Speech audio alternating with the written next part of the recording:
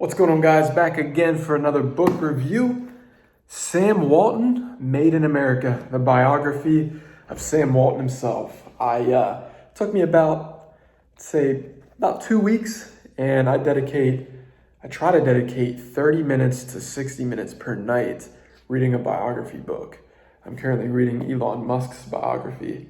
It's a really great one, but this one's on Sam Walton. Incredible read. As you can see, it's not that big of a book. It's not. It's pretty small, but size-wise. Okay, now the text, this is what some of the text looks like. Okay, the text is a little small text, so it can take a little bit to go through. We got about 330 some pages in this book, right? So again, this is Sam Walton, Made in America, his story. So meet a genuine American folk hero cut from the homespun cloth of America's heartland, Sam Walton, who parlayed a single dime store in a hand-scrabbled cotton town into Walmart, the largest retailer in the world. The undisputed merchant king of the late 20th century, Sam never lost the common touch. Here, finally, Sam Walton tells his extraordinary story in his own inimitable words. That's a tough word to say. Genuinely modest, but always sure of his ambitions and achievements. Sam shares his thinking in a candid, straight from the shoulder style. In a story rich with anecdotes and the rules of the road of both Main Street and Wall Street, Sam Walton chronicles the inspiration, heart, and optimism that propelled him to lasso the American dream. Yo, guys, I kid you not, the words aren't that hard. But again, this book, it's weird. But anyways, I'll go through some of the contents for you guys. Okay, so chapter 1, learning to value $1. 2, starting on a dime. 3, bouncing back. 4, swimming upstream. 5, raising a family. 6, recruiting the team. 7, taking the company public. 8, rolling out the formula. 9, building the partnership. 10, stepping back. 11, creating a culture. 12, making the customer number one. 13, meeting the competition. 14, expanding the circles. 15, thinking small. 16, giving something back. 17, running a successful company, 10 rules that work for me. And 18, wanting to leave a legacy. All right. And the cool thing about this is it actually has, and most biographies do, it has photos of, Sam and just some of his children and stuff. The stores and whenever they first started. This is really cool. The fun fact, the first Walmart store was on July 2nd, which is my birthday. It's funny. So yeah, what I'm gonna do, I'm not gonna pick a random page. I wanna read to you guys the 10 rules that Sam Walton claims for success when running a successful company, okay? So I'm just gonna go through the rules really quickly. I'm not gonna spend too much time on them. So number 1, rule 1 is to commit to your business. Believe in it more than anybody else. Rule 2, share your profits with all your associates and treat them as partners.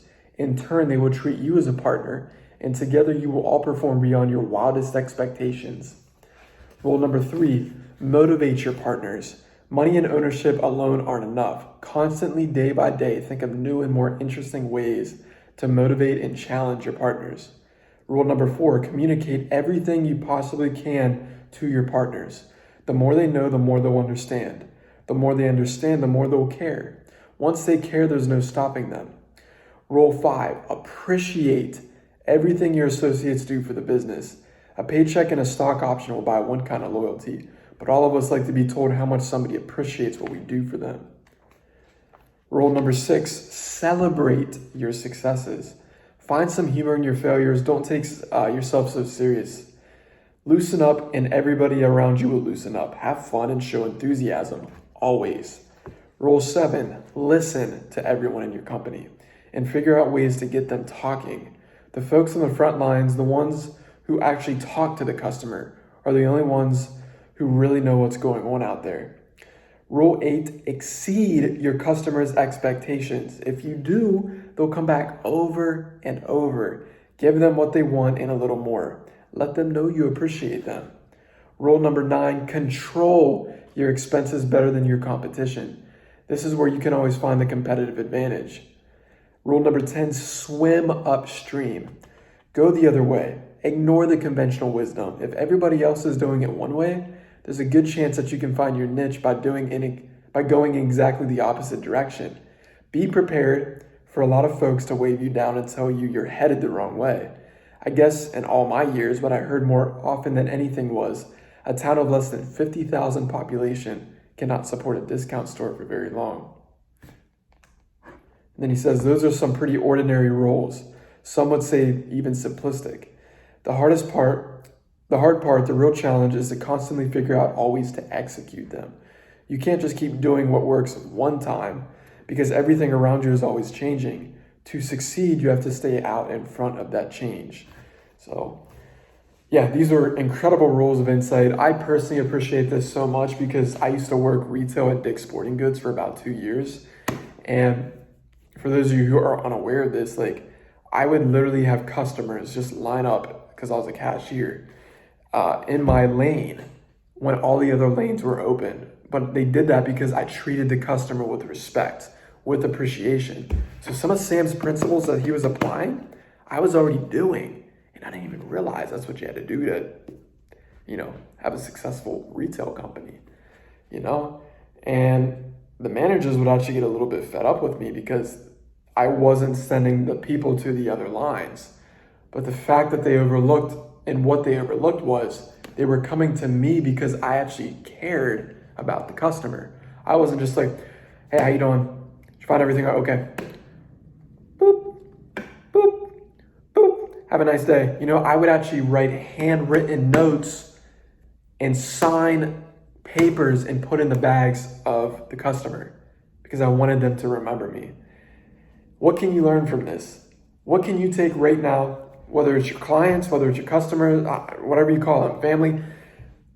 What can you do right now to retain them and to make them happy? Give them a call, okay? Write them a letter. Send them an audio message, a video message. Show them how much you appreciate them for doing business with you. And then most importantly, for being your client. And don't tell me like, I already do that, okay? Because if you already do that, it's cool, but you can do it even more. The business that I run, the marketing business, there's people that I can call right now and just tell them, hey, I appreciate you, Because at the end of the day, people love to know that you care about them. That's why they do business for you. People don't do business for you just because of the service. Do you realize how many services are out there that people can literally invest in? How many, especially with what I do, how many marketing companies are out there that people can invest in? Why do people want to go with us, right? Maybe you got an e-commerce business. You realize how many people offer the same exact products? It's all about your branding, and it's all about your vision, and most importantly, how you treat your clients. That's what it's all about. You look at the Teslas, you look at the Fords, you look at the Amazons. What are they great at? They're not just great at branding, they're great at treating their customer right. I mean, man, if you get an order off Amazon and something goes wrong and it's damaged, you can ship it back and they'll give you a refund. Same with Walmart. Walmart has an amazing return policy, right? There's a reason that there's a greeter at every Walmart. That way it prevents shoplifting for one. But whenever you walk into the store and they greet you, it naturally releases dopamine into your brain, which is like, wow, somebody actually is paying attention to me. I'm not just walking in and, what do I gotta find? Like most normal department stores.